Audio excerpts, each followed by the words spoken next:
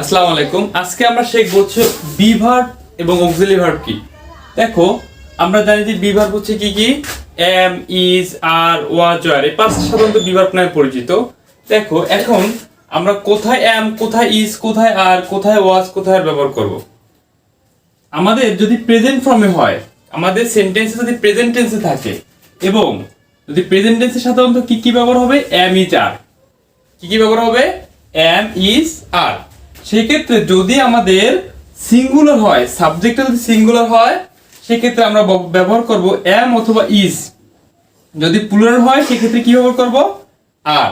সাধারণত আইন পরে সাধারণত এম বসে, এবং সাবজেক্ট সিঙ্গুলার হি, যার কারণে আমাদের কি এখানে কি ব্যবহৃত হয়েছে, ইজ।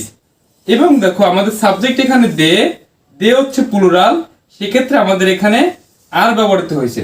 তাহলে আমরা কি শিখলাম, যদি আমাদের প্রেজেন্ট টেন্সে থাকে সেক্ষেত্রে আমাদের বিভাগ হিসেবে এম, ইজ, আর ব্যবহার হবে। সাধারণত আইন পরে এম ব্যবহৃত হয়, এবং যদি সাবজেক্ট সিঙ্গুলার হয় সেক্ষেত্রে ইজ ব্যবহার করব, এবং যদি সাবজেক্ট প্লুরাল হয় সেক্ষেত্রে আমরা কি ব্যবহার করব, আর। এবং যদি পাস্ট টেন্স হয়, কোন টেন্সে, পাস্ট টেন্সে, পাস্ট টেন্সে আমরা ব্যবহার করব ওয়াজ অথবা ওয়ার। যদি সাবজেক্ট সিঙ্গুলার হয়, যদি সাবজেক্ট কি হয়, সিঙ্গুলার, সেক্ষেত্রে আমরা ব্যবহার করব ওয়াজ।